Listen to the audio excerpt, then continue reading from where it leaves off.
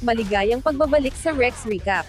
Sa video na ito, ibabahagi ko sa inyo ang action and horror movie na pinamagatang Blade 2, na ipinalabas noong 2002. Nagsisimula ang Blade 2 sa Czech Republic. Isang lalaki ang pumasok sa isang pasilidad at naupo sa tabi ng isa pang individual. Nagsimula silang mag-usap, at nalaman na pareho silang nagbibigay ng dugo kapalit ng pera. Makalipas ang ilang sandali, tinawag ang lalaki ng isang babae na nagsimulang magtanong upang malaman kung siya ay karapat-dapat para sa donasyon. Habang sila'y nag-uusap, malinaw na ang pasilidad ay lubhang ligtas at mahigpit ang kontrol. Ang lalaki, si Nomak, ay dinala sa isa pang silid kung saan siya ay sapilitang iginapos at inilagay sa isang upuan. Dito lumitaw ang doktor ng dugo, isang nakakatakot na nilalang na may mga patalim sa kanyang mga daliri. Sa isang hindi inaasahang pangyayari, nakawala si Nomak, sumugod sa babae, at pinaslang siya ng marahas. Inihampas niya ang isang gwardya sa pader at madaling tinalo ito.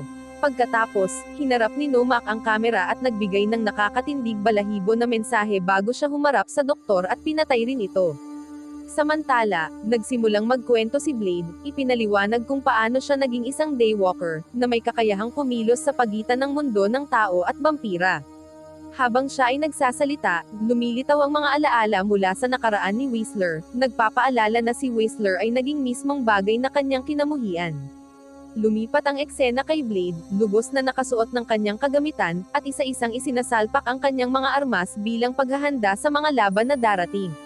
Sa kasalukuyan, hinahabol ni Blade ang isang grupo ng mga vampira, binabaril sila habang tumatakas. Habang sinusubukan nilang makatakas gamit ang kanilang mga motorsiklo, mabilis na kumilos si Blade at nagpaputok ng bala na tumama sa isa sa kanila. Nang makita ang iba pang papalapit, agad niyang inihagis ang isang pilak na sandata na nagdulot ng pagkabangga ng isa sa mga vampira. Hindi nag-aksaya ng oras si Blade, tumalon siya sa isa pa at pinatay ito nang walang kahirap-hirap. Sa huli, na-corner niya ang huling vampira, tinanong tungkol sa kinaroroonan ni Whistler bago niya ito agad pinatay. Samantala, nagkakasayahan ng isang grupo ng mga lalaki nang biglang may kumatok sa pinto. Si Blade pala iyon. Bigla siyang pumasok, ipinagpapatuloy ang kanyang walang tigil na pag-atake at pinatay ang mga lalaking nasa loob.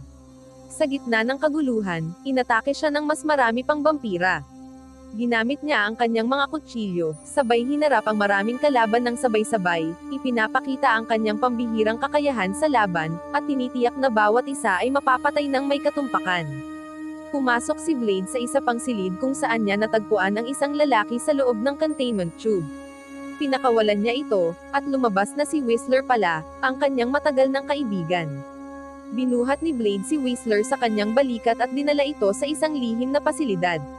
Pagdating doon, sinalubong siya ng isang lalaki na nagngangalang Scud na nagtanong kung bakit hindi niya tuluyang pinatay si Whistler.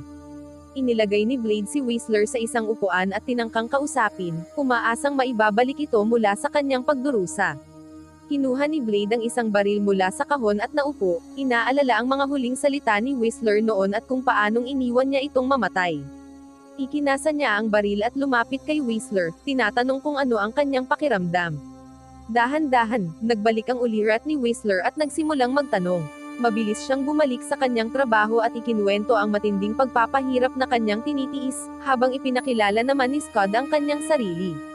Nagtaka si Whistler tungkol sa papel nito, kaya nagtalo ang dalawa kung paano dapat gawin ang mga bagay. Ngunit biglang naputol ang kanilang pagtatalo nang dumating ang mga hindi inaasahang bisita, armado at handang lumaban. Agad na naghanda sina Blade at ang kanyang grupo. Biglang tahimik na pumasok ang mga nilalang na tila mga ninja sa pasilidad. Sumiklab ang putukan, ngunit agad nakipagsabayan si Blade sa kanila gamit ang kanyang espada. Ang ipinakitang kasanayan ay kamangha-mangha, parehong si Blade at ang mga nakamaskara ay nagpakita ng walang kapantay na abilidad. Nakatama si Blade ng isang tama sa isa sa kanila, ngunit agad siyang sinalubong ng isa pa, kaya naging hindi patas ang laban. Nagpatuloy ang matinding sagupaan, nagpalitan ang mga espada sa bawat tama at depensa. Sa wakas, tumigil ang mga nakamaskara at inihayag na hindi sila naruroon upang makipaglaban, kundi upang mag-alok ng pakikipagtulungan. Inilahad nila ang kanilang pagkakakilanlan bilang sina Assad at Nisa, at ipinaliwanag na may bago at mapanganib na kalaban na paparating. Sinabi nila kay Blade na ang tanging paraan upang labanan ang banta ay ang makipag-alyansa, dahil mas makabubuti para sa kanilang lahat na magtulungan. Pumayag si Blade at sumakay sila ng chopper ng magkakasama. Inaasar nila si Blade dahil pumayag siya ng walang plano.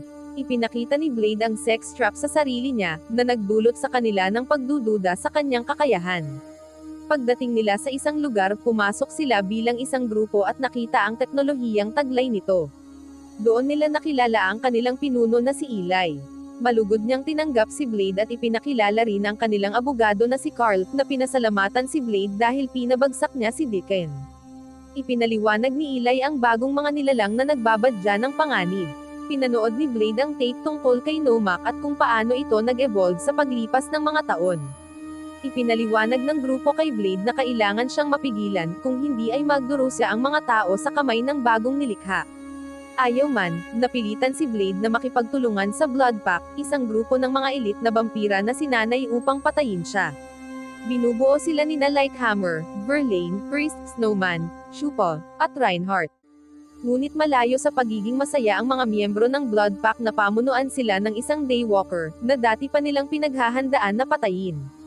Tumindi ang tensyon, lalo na kay Reinhardt na hayagang hinamon ang autoridad ni Blade. Upang matiyak ang kanilang pakikipagtulungan, gumawa ng matinding hakbang si Blade, itinanim niya ang isang silver nitrate bomb, na ginawa ni Scud, sa likod ng ulo ni Reinhardt. Hawak ni Blade ang detonator, at nakatakdang sumabog ang bomba kapag hindi siya sumunod. Wala nang nagawa si Reinhardt kundi sundin ang pamumuno ni Blade. Kasama sina Assad at Nise, ang anak ng Overlord na si Damas Kinodes, sinimulan nina Blade at ng Blood Pack ang kanilang paghahanap kay Nomak. Siya ay pinuno ng mga Reaper, isang bagong lahi ng vampira na higit na mas mapanganib kaysa sa alinman na kanilang hinarap noon. Nagsimula silang magbantay sa mga lugar kung saan kilalang nagtitipon ang mga vampira, gaya ng blood banks at safe houses. Ang mga lugar na ito ay inaasahang aakit din ng mga Reaper, na parehong kumakain ng vampira at tao. Ang una nilang target ay ang House of Pain, isang lumang hotel na ginawang tirahan ng mga vampira. Tinatayang may 200 hanggang 300 vampira roon, abala sa magulong eksena ng sayawan at pagpapakain. Maingat na gumalaw ang Blood Pack sa loob ng gusali, naghahanap ng anumang palatandaan ng mga Reaper. Naghiwa-hiwalay ang grupo upang makahanap ng mga bakas, habang makikita si Reinhardt na patuloy na may hinanakit laban kay Blade. Si Nise naman ay naglakad sa isang abandonadong lugar at nakakita ng hagdan. Umakyat siya upang maghanap ng mga Reaper. Samantala, nanatili si Scud sa van, aliw na aliw sa pagkain habang ang grupo ang gumagawa ng mabibigat na gawain. Sa gitna nito, namataan ni Assad si Nomak, na biglang naglaho na parang multo. Pumasok din si Blade sa isang silid kasama si Nise, ngunit wala silang nadatnan. Bago sumikat ang araw, nakumpirma ang kanilang hinala. Nagsimulang kabahan si Scud nang mawala si Whistler. Habang patuloy ang paghahanap, biglang hinawakan si Nise ni Nomak at tinakpan ang kanyang bibig habang nagsisimulang lumabas mula sa ilalim ng bahay ang mga Reaper. Sa ilang sandali lang, ang ligtas na kanlungan ay naging isang madugong larangan ng labanan. Matindi ang pagsalakay ng mga Reaper. Armado ng ultraviolet na baril, nagawa ng Blood Pack na mapatay ang ilan sa kanila, ngunit panandalian lang ang kanilang tagumpay. Sa kabila ng kanilang pagsisikap, napatunayang napakatibay ng mga Reaper, lalo na si Nomak na nakatakas pa rin kahit na tinurukan ng EDTA, isang anti-coagulant na idinisenyo para pumatay ng mga vampira. Sa kaguluhan, nakagat si Priest ng isa sa mga Reaper. Nang mapagtanto nilang walang lunas sa kagat ng Reaper, wala nang nagawa ang Blood Pack kundi iwanan siya upang masunog ng sikat ng araw. Si Lighthammer ay nakagat din sa labanan, ngunit pinili niyang itago ang kanyang sugat mula sa grupo, alam niya ang kaparusahan kapag nalaman nila.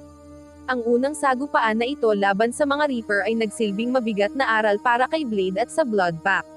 Mabilis nilang natutunan na hindi tinatablan ng kanilang karaniwang gamit ang mga Reaper, hindi umiepekto ang Silver, EDTA, at Bawang. Mas nakakatakot pa, taglay nila ang kakayahang mabilis na gumaling mula sa halos anumang sugat, kahit patuhugin ng pilak ang kanilang puso. Napagtanto ni Blade na mas mabagsik ang kalaban kaysa sa kanyang inaasahan, at hindi madaling matatalo ang mga Reaper. Samantala, sa High Council, nakatanggap ng nakababahalin na balita si Damas Kinodes mula sa kanyang abogado na si Conan. Ipinahayag nito sa pinunong vampira ang pagkamatay ni Priest sa pag-atake ng mga Reaper at nagbabala na lalong nagiging mapanganib ang sitwasyon. Ipinahayag din niya ang kanyang pangamba na delikado para kay Damaskinos na lumabas sa House of Pain. Dumating si Blade sa lugar at sinuri ang Reaper na kanilang nabihag. Pinag-isipan niya na ang katawan ng Reaper, na ilang oras nang hindi kumakain, ay nagsisimula ng kainin ang sarili mula sa loob. Ang matinding metabolismo ng Reaper ay nangangailangan ng tuloy-tuloy na pagkain, at kapag kulang sa sustansya, mabilis silang nanghihina at nabubulok. Sa sandaling malapit nang mamatay ang Reaper, sinamantala ni Nise ang pagkakataon upang magsagawa ng autopsy, umaasang matutuklasan ang kanilang biyolohiya at kahinaan. Natuklasan ni Nise na ang mga Reaper ay may dila na may tinak na naglalabas ng lason, na nagpapatigil galaw sa kanilang mga biktima habang sila ay sumisipsip ng dugo. Sa karagdagang pagsusuri, nakita rin niya na ang mga puso ng Reaper ay nababalutan ng protektibong buto, na halos imposibleng tusukin ng kahit anong patpat o sibat. Ito ang nagpapaliwanag kung bakit hindi epektibo ang tradisyonal na paraan ng pagpatay sa mga vampira laban sa kanila. Ang tanging kahinaan ng mga Reaper ay ang kanilang pagiging mahina sa sikat ng araw at ultraviolet light. Sa kasamaang palad, ang mga kahinaang ito ay banta rin sa mga vampira, na nagdudulot ng malaking hamon kay Blade sa kanyang misyon na lipulin ang mga Reaper nang hindi na ilalagay sa panganib ang kanyang mga kakamping vampira. Buong determinasyon, ginugol ni Scud ang buong gabi sa paggawa ng mga UV grenade gamit ang mga phosphor rod, umaasang magagamit ito laban sa banta ng mga Reaper. Pagsapit ng umaga, si Blade at ang kanyang koponan na sina Whistler, Nise, Assad, at ang Blood Pack, ay ganap na armado ng mga UV gun, UV grenade, at malalaking UV bomb na lahat idinisenyo upang bigyan sila ng kalamangan sa kanilang labanan laban sa mga Reaper. Handa na sa kanilang mga armas, bumaba ang grupo sa mga imburnal, hinati ang kanilang sarili sa 3 unit para mahalugog ang mas maraming lugar. Si Whistler ay ipinareha kina Chupa at Reinhardt at ipinadala sa silangang lagusan. Samantala, sina Lighthammer, Verlaine, at Snowman ay nagtungo sa kabaligtarang direksyon, habang si Blade naman ay nakipaggrupo kina Assad at Nissel. Habang sumusulong ang mga koponan sa madilim at mapanganib na imburnal, uminit ang tensyon sa pagitan ng Blood Pack at ng mga kakampi ni Blade. Nang magawang ma-isolate ni Chupa at Reinhardt si Whistler, sinamantala ni Chupa ang pagkakataon para maghihiganti. Brutal niyang binugbog si Whistler habang tinutokso ito, sabay sabi ng, dahil nawalan kami ng kasama, mawawalan din si Blade ng isa. Samantala, nakita ni Verlaine si Lighthammer na naging isang Reaper na labis niyang ikinatakot. Umakyat siya, at sumunod si Lighthammer. Tinapatan niya ito ng ilaw, dahilan para mamatay silang dalawa. Sa kabilang banda, nakita ni Reinhardt ang mga Reaper na gumagapang at agad na iniulat kay Blade, na dali-daling tumakbo upang iligtas si Nissel. Nagpatuloy sina Assad at Nise sa kanilang daan sa imburnal, at sinabi ni Blade na lumabas sila, ngunit inatake sila ng mga Reaper. Naghagis ng granada si Blade, saka inihanda ang kanyang espada at pinatay ang mga Reaper. Nang sumabog ang UV grenade, tumakbo sina Nise at Blade habang hinahabol. Nauwi ito sa pagkamatay ni Chupa sa kamay ng mga Reaper. Naghasik ng kaguluhan si Reinhardt, nagpapaputok habang tumatakbo. Patuloy siyang nagpaputok ngunit napalibutan siya. Bumalik sa laban sina Blade at Nissel. Naghagis si Blade ng granada at napatay ang karamihan sa mga Reaper, saka ipinagpatuloy ang pamamaril upang pumatay ng higit pa. Walang takot, pinrotektahan niya ang kanyang grupo habang patungo sila sa labasan, patuloy na nagpapaputok sa mga Reaper. Ginamit ni Nise at Reinhardt ang natitira nilang lakas upang pigilan ang mga kalaban. Sumabog ang mga granada ni Blade, na puminsala sa lahat.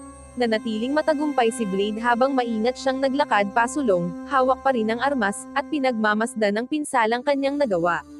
Pagkatapos, hinarap si Whistler ni Numak, na nagbigay sa kanya ng isang singsing upang ipakita kay Blade, na makakatulong upang mabunyag ang tunay na katotohanan.